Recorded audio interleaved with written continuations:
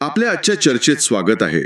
आज आपण एका खूपच रंजक विषयावर बोलणार आहोत, मशीन लर्निंग. हो. आणि हे नाव ऐकलं की अनेकांना वाटतं की हे खूपच अवघड असेल.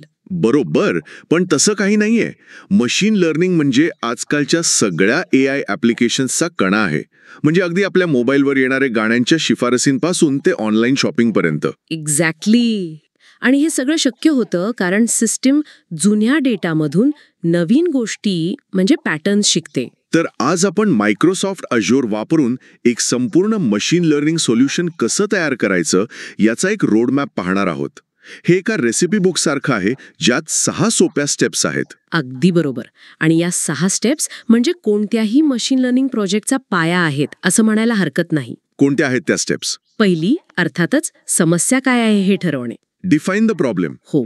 मग दुसरी डेटा मिळवणे. तिसरी डेटा तयार करणे. ओके, डेटा मिळवला आणि तयार केला. पुढे? चौथी स्टेप मॉडेलला ट्रेन करणे म्हणजेच मशीनला शिकवणे. पाचवी आहे तयार मॉडेलला ॲप्लिकेशनमध्ये जोडणे, ज्याला आपण इंटिग्रेशन म्हणतो. आणि शेवटची? आणि 6वी सगळ्यात महत्वाची मॉडेलवर लक्ष ठेवणे, ते व्यवस्थित काम करते की नाही हे तपासणे. छान. चला तर मग पहिल्या पायरीपासूनच सुरुवात करूया. नक्कीच. तर पहिली पायरी म्हणजे समस्या काय आहे हे ठरवणे. म्हणजे हे अगदी जेवण बनवण्याआधी आपण काय बनवायचं हे ठरवतो तसं आहे का? भाजी की डाळ? हा अगदी तसंच आहे. मग मॉडेलच्या बाबतीत आपण काय ठरवतो? तर इथे आपण 3 महत्वाचे प्रश्न विचारतो. 3 प्रश्न. कोणते? 1. मॉडेलचं आउटपुट काय असेल? म्हणजे आपल्याला नक्की काय उत्तर हवंय. 2. हे कोणत्या प्रकारचं मशीन लर्निंग काम आहे?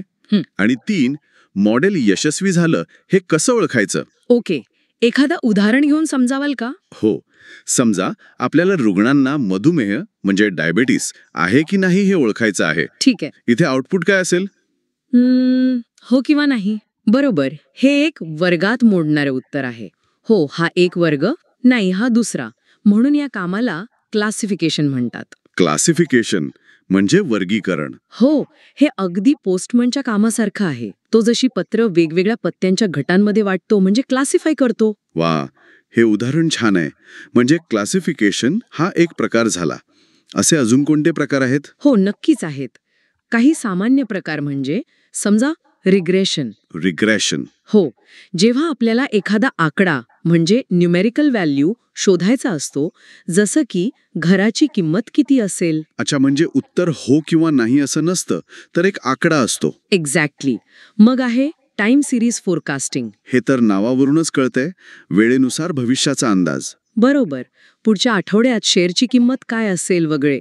याशिवाय कॉम्प्युटर व्हिजन आहे. म्हणजे फोटोंमधल्या वस्तू ओळखणं. हो.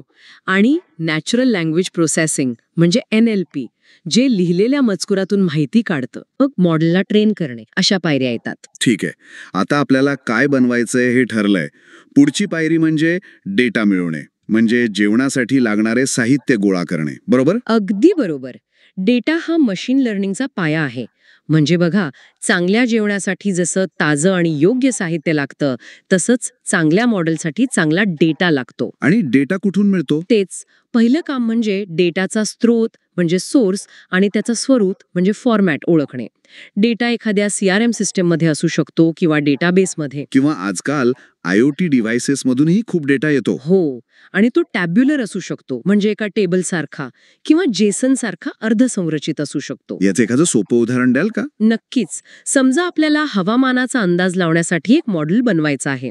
यासाठी लागणारा डेटा IoT सेन्सर्स मधून येतो, जो प्रत्येक मिनिटाला तापमान मोजतो. ओके. का व्यवस्थित केबलमध्ये लागतो. अच्छा, म्हणजे कच्च्या स्वरूपातला डेटा थेट वापरता येत नाही. नाही.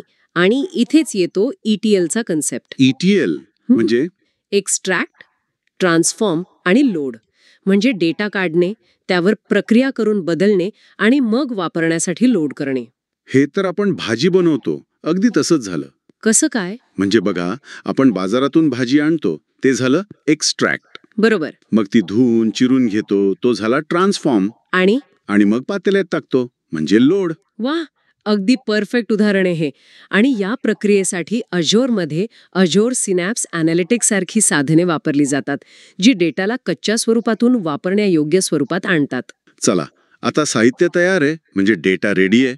आता मुख्य काम म्हणजे मॉडेलला प्रशिक्षण देणे. थोडक्यात आता आपण स्वयंपाक सुरू करणार आहोत. अझूरमध्ये यासाठी काय पर्याय आहेत? अज्युअरमध्ये अनेक पर्याय आहेत आणि आपण कोणतं साधन निवडतो हे आपल्या गरजेवर अवलंबून असतं. जसं की एक आहे अज्युअर मशीन लर्निंग, जे एक सर्वसमावेशक व्यासपीठ आहे. मग आहे अज्युअर डेटाब्रिक्स, जे मोठ्या डेटावर काम करण्यासाठी उत्तम आहे. आणि मायक्रोसॉफ्ट फॅब्रिक नावाचंही काहीतरी आहे, नाही का? हो, ते डेटा ॲनालिसिस आणि डेटा सायन्सला एकत्र आणतं. आणि एक खूप इंटरेस्टिंग पर्याय आहे अज्युअर AI सर्व्हिसेस. त्यात काय वेगळं आहे? त्यात आधीच तयार असलेली मॉडेल्स मिळतात. म्हणजे जसे रेडी टू कुक मसाले असतात ना, तसं ते आपण थेट वापरू शकतो. इंटरेस्टिंग. पण आज आपण कशावर लक्ष केंद्रित करणार आहोत? आज आपण अज्युअर मशीन लर्निंगवर बोलूया. हे एक असं व्यासपीठ आहे जिथे डेटा तयार करण्यापासून ते मॉडेल तैनात करण्यापर्यंत, म्हणजे डिप्लॉय करण्यापर्यंत सर्व काही एकाच ठिकाणी करता येतं. आणि यातल्या एका फीचरबद्दल मी खूप ऐकलंय, ऑटोमेटेड मशीन लर्निंग म्हणजे AutoML. हे नाव खूपच आकर्षक वाटतंय. हे काय आहे नक्की? ऑटोमॅटेड ML ही एक जादूची कांडीच आहे. जादूची कांडी? हो, समजा तुम्हाला सर्वोत्तम भाजी बनवायची आहे, पण कोणती कृती म्हणजे रेसिपी वापरायची हे माहीत नाही. ओके. ऑटो ML काय करतं की ते तुमच्या डेटावर वेगवेगळे अल्गोरिदम्स म्हणजे वेगवेगळ्या कृती आणि पॅरामीटर्स म्हणजे मसाल्यांचं प्रमाण हे सगळं आपोआप वापरून बघतं. आणि मग जे मॉडेल सर्वोत्तम परिणाम देतं ते तुम्हाला सांगतं. अरे वा, म्हणजे यामुळे तर खूप वेळ आणि मेहनत वाचत असेल. हो, विशेषतः जे नव्याने सुरुवात करत आहेत त्यांच्यासाठी हे खूप उपयुक्त आहे. आणि हे सगळं करण्यासाठी जी ताकद लागते म्हणजे कम्प्यूट, त्याबद्दल काय? CPU की GPU? हा एक नेहमीचा प्रश्न असतो. हो, आणि हा एक महत्वाचा निर्णय आहे. कसा? CPU हे तुमच्या फॅमिली कार सारखं आहे. बहुतेक कामांसाठी पुरेसा आणि किफायतशीर. बरं. आणि GPU हे स्पोर्ट्स कार सारखं आहे. जेव्हा तुम्हाला खूप जास्त वेग हवा असतो, जसं की फोटो किंवा व्हिडिओवर काम करताना, तेव्हा GPU खूप प्रभावी ठरतं. म्हणजे हे आपल्या कामावर अवलंबून आहे. अगदी. कधी कधी ट्रायल आणि एरर करूनच योग्य पर्याय सापडतो. ठीक आहे, मॉडेल तयार झालं म्हणजे आपलं जेवण तयार आहे. पण आता ते लोकांपर्यंत पोचवायचं कसं? इथेच मॉडेल इंटिग्रेशन येतं का? एकदम बरोबर. तयार मॉडेलला एका एंड पॉइंटवर तैनात करावं लागतं. एंड पॉइंट म्हणजे काय? एंड पॉइंट म्हणजे एक वेब ॲड्रेस, जिथे कोणतंही ॲप्लिकेशन एक रिक्वेस्ट पाठवून मॉडेलकडून उत्तर मिळवू शकतं. अच्छा. या दोन मुख्य प्रकार आहेत. एक आहे रिअल टाइम प्रिडिक्शन्स आणि दुसरा आहे बॅच प्रिडिक्शन्स. या दोन्हींमध्ये काय फरक आहे? रिअल टाइम प्रिडिक्शन हे ऑनलाईन शॉपिंग वेबसाईट्सवरच्या शिफारसींसारखं आहे. म्हणजे तुम्ही एक शर्ट निवडता आणि त्याच क्षणी तुम्हाला त्याच्याशी जुळणारी पॅन्ट सुचवली जाते. अच्छा, इन्स्टंट रिझल्ट. हो, यासाठी सिस्टीम 24 तास चालू म्हणजे ऑलवेज ऑन असणं गरजेचं आहे.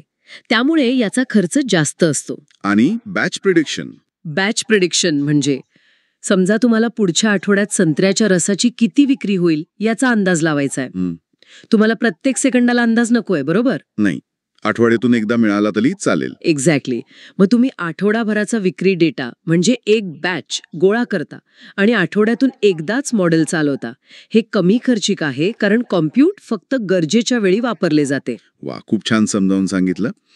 म्हणजे कोणता पर्याय निवडायचा हे आपल्याला किती वेळा आणि किती लवकर उत्तराची गरज आहे यावर अवलंबून आहे. अगदी बरोबर.